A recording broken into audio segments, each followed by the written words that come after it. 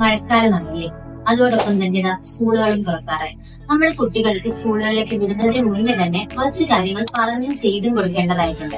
ഇത് ഏതൊക്കെയാണെന്നാണ് ഈ വീഡിയോയിലൂടെ പറയുന്നത്. വീഡിയോ ആദ്യമായിട്ടാണ് കാണുന്നതെങ്കിൽ ചാനൽ സബ്സ്ക്രൈബ് ചെയ്യുക. മഴക്കാലത്താണ് കൂടുതലും രോഗങ്ങൾ സ്പ്രെഡ് ഉണ്ടാകാനും ചാൻസ് കൂടുതൽ.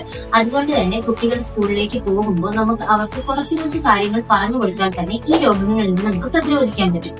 പ്രധാനമായിട്ടും പറയുന്നത്, സ്കൂളുകളിൽ പോകുന്ന കുട്ടികളോട് ആഹാരം കഴിക്കുന്നതിന് മുന്നേയും ശേഷവും നല്ല രീതിക്ക് കൈ കഴുകാൻ പറയാ. വെള്ളത്തിലും അതുപോലെ തന്നെ സോപ്പൊക്കെ സ്കൂളുകളിൽ അവൈലബിൾ ആണെങ്കിലും അത് കോമൺ ആയിട്ടായിരിക്കും. അത് യൂസ് ചെയ്യേണ്ട, അല്ലെങ്കിൽ മാർക്കറ്റിൽ അവൈലബിൾ ആയിട്ടുള്ള പേപ്പർ സോപ്പ് പോലുള്ളത് ഉപയോഗിച്ചിട്ടോ ഇങ്ങനെ എന്തായാലും ആഹാരത്തിന് മുന്നേയും ശേഷവും നല്ല രീതിക്ക് കൈ കഴുകാൻ പറയാം. അതോടൊപ്പം തന്നെ ശ്രദ്ധിക്കേണ്ട ഒരു കാര്യമാണ്, ചില കുട്ടികൾക്ക് സ്കൂളുകളിലെ ടാപ്പിൽ നിന്ന് വെള്ളം കുടിക്കുന്ന ഒരു ശീലമുണ്ട്. അത് പൂർണ്ണമായിട്ട് ഒഴിവാക്കുക.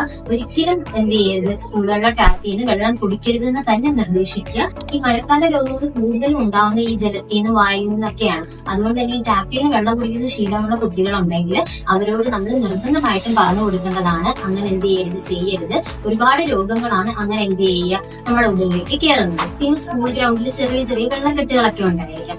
അപ്പം അതിലെന്താണ്, കുട്ടികൾക്ക് ഇറങ്ങി കളിക്കാനുള്ള കൗതുകങ്ങളൊക്കെ ഉണ്ടായിരിക്കും. പക്ഷെ എന്ത് ചെയ്യുന്നത്, അവരുടെ പറഞ്ഞ് മനസ്സിലാക്കി തന്നെ കൊടുക്കുക. ഇപ്പൊ സ്കൂളുകളിലെ വേസ്റ്റ് ഒന്നും പ്രോപ്പർ ആയിട്ടല്ല മാനേജ് ചെയ്യുന്നെങ്കിൽ അവിടെ എലിയുടെ ശല്യങ്ങളൊക്കെ ഉണ്ടാകാം. അങ്ങനെ എലിയൊക്കെ ഉണ്ടെങ്കിൽ എലി യൂറിൻ പാസ് ചെയ്യുന്നത് ചിലപ്പോൾ ഈ വെള്ളത്തിലായിരിക്കും.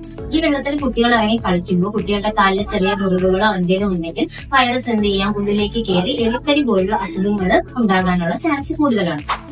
ഫുഡ് നമ്മൾ പിന്നെ കൊടുത്തുവിടുമ്പോൾ ശ്രദ്ധിക്കേണ്ട ഒരു കാര്യമാണ്, നല്ല വേവിച്ച ഫുഡ് മാത്രം കൊടുത്തുവിടുക. പിന്നെ ഇപ്പം വാട്ടർ ബോട്ടിൽ പ്ലാസ്റ്റിക് ആണെന്ന് പറഞ്ഞിട്ട് തണുത്ത വെള്ളം കൊടുത്തുവിടരുത്, അല്ലെങ്കിൽ പച്ചവെള്ളം കൊടുത്തുവിടരുത്. നല്ലപോലെ ചൂടാക്കി തിളപ്പിച്ചാറിയ വെള്ളം എന്ത് ചെയ്യുക, പ്ലാസ്റ്റിക് ബോട്ടിലേക്ക് ഒഴിച്ച് കൊടുത്തുവിടുക. ഈ മഴക്കാലത്ത് തന്നെയാണ് ഈ സ്കിൻ ഡിസീസസ് അല്ലെങ്കിൽ ഫംഗൽ ഇൻഫെക്ഷൻസും പൊതുവെ കൂടാനുള്ള ചാൻസ്. അതുകൊണ്ട് തന്നെ യൂണിഫോം ഒക്കെ നല്ല പ്രോപ്പർ ആയിട്ട് ഡ്രൈ ചെയ്ത് ക്ലീൻ ചെയ്ത് തന്നെ എന്ത് ചെയ്യുക, അവർക്ക് ഇട്ട് കൊടുക്കുക. പ്രത്യേകിച്ച് അണ്ടർ ഗാർമെന്റ്സ് ഒക്കെ നല്ല രീതിക്ക് എന്ത് ചെയ്യുക, ഡ്രൈ ആക്കിയിട്ട് മാത്രം ഇട്ട് കൊടുക്കുക. ചെറിയ യൂണിഫോം എന്തെങ്കിലും ഒക്കെ ഉണ്ടെങ്കിൽ കുട്ടികൾക്ക് ഫംഗൽ ഇൻഫെക്ഷൻ വരാനുള്ള ചാൻസ് ഉണ്ട്. പിന്നെ ചെറിയ ചെറിയ കാര്യങ്ങൾ ശ്രദ്ധിക്കുകയും അതിനോടൊപ്പം തന്നെ ഹോമിയോപ്പതിയുടെ പ്രതിരോധ മരുന്നുകളും കൂടി കൊടുക്കുകയാണെങ്കിൽ നമുക്ക് കുട്ടികളിൽ നിന്ന് നമുക്ക് ഈ അസുഖത്തിൽ നിന്നും പ്രിവെന്റ് ചെയ്യാൻ പറ്റും. അപ്പം ഹോമിയോപ്പതിയുടെ പ്രതിരോധ മരുന്നുകൾക്ക് വേണ്ടിയിട്ട് ഈ നമ്പറിലേക്ക് കോൺടാക്ട് ചെയ്യുക. ഈ വിവരങ്ങൾ ബാക്കിയുള്ളവരിലേക്കും എത്തിച്ചു കൊടുക്കുക.